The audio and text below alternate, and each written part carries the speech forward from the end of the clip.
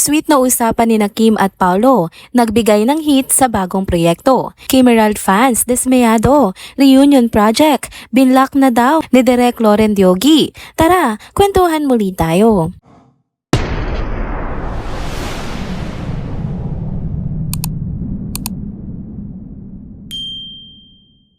Hello mga ka-trenders! Welcome back muli sa ating channel. Kung bago pa lamang kayo dito, huwag nang kalimutang mag-like, mag-subscribe at i-hit na rin ang bell notification para lagi kayong updated sa mga balitang trending at napapanahon. Kim Pao fans, ready na ba kayo? Hindi na talaga papaawat sina Kim Chiu at Paolo Avellino. Sa darating na June 18, inaasahang mas magiging malinaw na ang lahat dahil sa nakaabang na media announcement ng kanilang bagong teleserye. Isa na namang proyekto ang ihahain ng dalawa para sa mga taga-subaybay nilang matagal ng sabik na muling makita ang tambalan nila sa primetime. Kung matatandaan, noong June 9 pa lamang ay kinumpirma na ng ABS-CBN ang pagbabalik ni Paolo Avellino sa paggawa ng mga teleserye. Kasabay nito ay ang opisyal na pag-welcome sa kanya bilang bahagi ng kanilang management division, isang hakbang na lalo pang nagpatibay sa hinala ng mga fans na may malaki talagang proyekto na paparating. At nitong Webes, June 12, isang teaser clip mula sa Dreamscape Entertainment ang lalo pang nagpakilig at nagpainit sa excitement ng Kim Pao Nation. Simple lang ang video, steady ang kamera sa kisame at mga ilaw, pero ang highlight, ang sweet na palitan ng salita ni Kim at Paolo sa background. Casual ang usapan pero ramdam na ramdam ang chemistry. Maririnig si Paolo na nagtatanong kay Kim kung kailan niya nga gustong ilabas ang isang bagay. Hindi malinaw kung ano pero halatang may tinutukoy silang pareho. Game naman si Kim at agad siyang sumang-ayon na next week na nga ito dapat i-release. Nabanggit pa nga ni Paolo na baka pwedeng sa Miyerkules at ayun na nga, swak sa petsang June 18. Kaya naman hindi na rin nakapagtataka kung bakit ito rin ang napiling araw para sa opisyal na announcement ng kanilang teleserye. Habang may ilan na medyo naiinip dahil kailangan pang maghintay ng isang linggo, mas marami pa rin ang masayang-masaya na may Kim Pao content ulit. Lalo pat sa simpleng audio clip lang ay damang-dama na agad ang spark at natural na connection ng dalawa. Hindi rin napigilan ng ilang fans na umasa. Hindi lang daw sana project ang i-reveal ng dalawa, kundi pati na rin ang tunay na estado ng kanilang relasyon. May nagsabi pa, grabe, paandar ng Dreamscape. Sana relasyon nyo na rin ang ilabas. Kinikilig ako sa sweet at romantic voice ni Daddy Pao. Kahit mga teaser pa lamang ang meron ngayon, marami nang umaasang hindi lang ito basta-basta teleserye. Base pa nga lang sa chemistry ng dalawa, kahit boses lang ang naririnig, halatang malalim na nga ang koneksyon at rapport ng Kim Pao tandem. Ilang beses na rin silang nagkasama sa mga proyekto, kaya tila mas mature at mas intense na ang peg ng bagong tambalang ito. Maraming tanong pa ang hindi nasasagot. Anong klaseng teleserye nga ba ito? Drama ba? Rom-com? May twist ba na aabangan? Pero sa ngayon, sapat na munang pampakilig ang bawat hint na ibinibigay nila. Abangan na lang natin mga ka-trenders kung ano nga ba ang ilalabas ni na Kim at Paolo ngayong June 18. Isa lang ang sigurado, no? Hindi tayo bibiguin ng Kim Pao sa pagbabalik nila sa primetime. Next topic naman tayo mga ka-trenders. Sa isang media briefing kamakailan, hindi na nagpaligoy-ligoy pa si Direk Loren Diogi nang tanungin siya tungkol sa kumakalat na chismis patungkol sa comeback project ni na Kim at Gerald. At ito nga ang sagot niya, I won't allow Gerald and Kim's reunion project to push through. Sabi nga yan ni Direk Loren Diogi, derechahan, hindi pa cute at punong-puno ng conviction ang sinabi niya. Ayon sa kanya, hindi ito patungkol sa kakulangan sa talento o chemistry ng dalawa.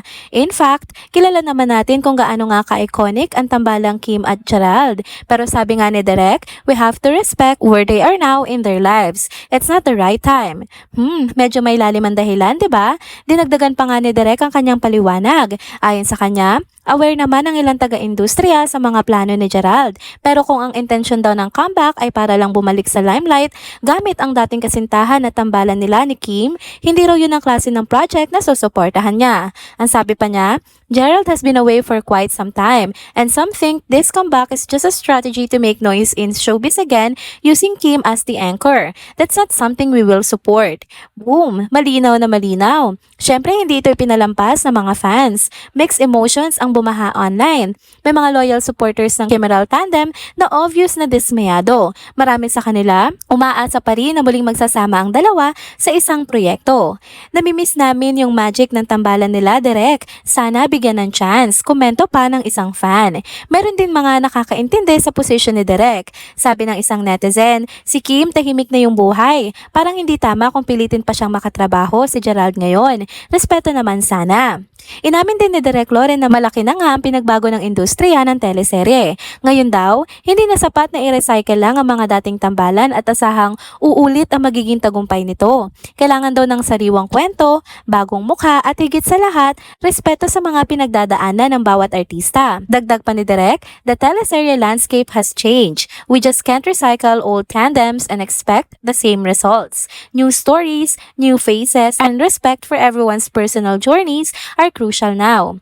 In fairness, saludo pa rin si Direk sa tagumpay ni Kim at Gerald sa kanilang career. Ang wish daw niya ay makahanap sila ng mga proyekto na mas babagay sa kung nasaan na sila ngayon. Si Gerald naman, tahimik pa sa isyong ito. Wala pa siyang direktang sagot sa naging pahayag ni Direk. Pero kung matatandaan, ilang beses na rin niyang nabanggit noon na gusto niyang makatrabaho muli si Kim Chiu. Mukhang may respeto pa rin siya sa tambalan nilang kay Gerald at sa koneksyong nabuo nila sa mga manonood. Kaya ang tanong, may chance pa ba sa hinaharap? Well, sa showbiz, never say never. Pero sa ngayon, parang malabo pa talaga. Hindi naman kaila kung bakit gustong-gusto pa rin ng fans ang tambalang Kim at Gerald. Mula pa noong Pinoy Big Brother days, hanggang sa mga teleserye nilang nagpakilig at nagpaluha sa milyon-milyong Pilipino, talagang tumatak ang kanilang tambalan. Yung chemistry nila on screen, tapos may something pa off screen noon. Naku, kaya nga hanggang ngayon, hindi makalimutan ng mga fans. Hindi lang nga sila love team, sila isang phenomenon sa sarili nilang paraan. As of now, busy si Kim Chiu sa mga projects niya. May mga endorsements, acting gigs at higit sa lahat, mukhang mas pinapahalaga niya ngayon ang tahimik at masayang buhay kasama ang pamilya at ang kanyang rumored partner na si Paolo Avellino. Si Gerald naman, tuloy-tuloy pa rin sa trabaho. May mga upcoming projects siya na balak ipakita ang maturity at lalim niya bilang aktor.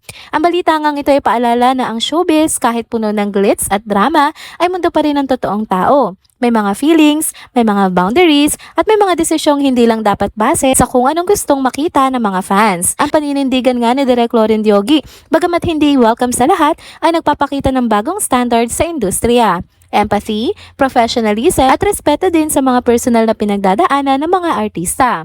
Ang kay Merald Magic, baka nga hindi pa panahon, pero ang tiyak, ang alaala ng tambalan nila ay mananatiling bahagi na ng kasaysayan ng teleserye sa ating bansa. Kaya mga ka-chenders, kayo ba? Sang-ayon ba kayo kay Direk? O naniniwala kayong deserve ng Kim Merald ng one more chance? I-comment nyo na yan sa baba at tara, pag-usapan na natin yan. And there you go mga ka-chenders, dito na po muna nagtatapos ang ating isa na namang trending video update. Salamat sa inyong pagsubaybay at pagsama sa akin hanggang sa dulo ng video na ito. Pero bago kayo umalis, huwag niyo pong kalimutang mag-like, mag-comment, mag-subscribe at i-hit na rin ang bell notification para lagi kayong updated sa mga balitang trending at napapanahon. Kita-kits po sa susunod na video. Paalam!